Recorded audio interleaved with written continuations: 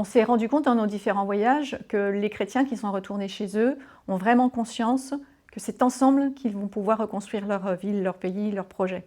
Ce n'est pas les chrétiens d'un côté, les musulmans de l'autre. C'est comment, effectivement, ils arrivent à avancer ensemble, malgré tout ce qu'ils ont vécu, malgré tout ce qui a pu les séparer. Les Irakiens, lorsqu'ils sont retournés chez eux, c'est vrai que c'était compliqué pour eux, puisqu'ils découvraient beaucoup de choses détruites, leurs maisons complètement sans dessus-dessous. Et malgré tout, ils avaient envie de revenir dans leur ville, dans leur pays. Ça fait partie d'eux. Ils avaient été déracinés pendant plusieurs années, ils avaient ce besoin de revenir sur leur terre. Pour une grande majorité d'entre eux, ça a été un choc phénoménal, puisqu'en fait, ils n'avaient plus rien. Alors que c'était des familles qui vivaient très très bien, certaines d'entre elles même avec plus ce qu'il ne leur fallait. Hein. Donc ça a été certainement très très dur pour ces familles-là.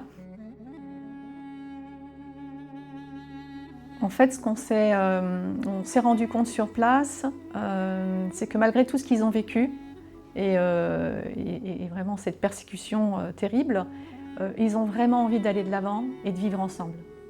Donc il y a beaucoup d'entraide, beaucoup de soutien entre toutes ces familles chrétiennes.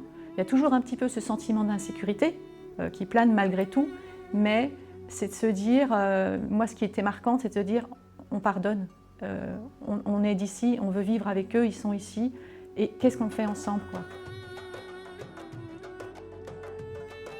Je me souviens particulièrement de cette messe qu'on avait eue à Karakoche, où il y avait toute une délégation de musulmans qui étaient venus participer un moment à la messe avec nous. Ça, c'était fort, c'était un message fort envoyé par la communauté musulmane de dire on vous accompagne même dans ce temps religieux, on est là, présent avec vous. Ça, moi, ça m'a énormément marqué. Pour ces familles irakiennes, l'école est importante pour que justement les enfants apprennent à vivre ensemble. Malgré leurs différences, leurs différentes confessions religieuses, c'est comment on peut apprendre à vivre ensemble. Et c'est en étant ensemble du matin jusqu'au soir, en portant des projets, en apprenant à lire, à écrire, qu'on arrive effectivement à construire cette paix. Et de créer du lien ensemble, de créer un terrain de foot où les enfants vont venir jouer ensemble, où les familles peuvent se retrouver. Ça, c'est vraiment une volonté qui est travaillée sur le terrain.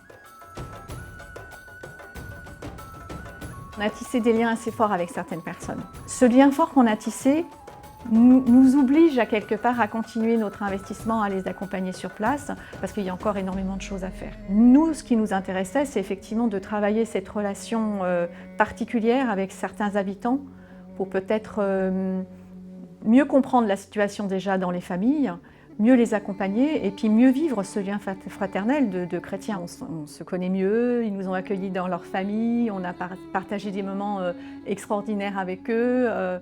Ils nous ont vraiment accueillis comme les leurs.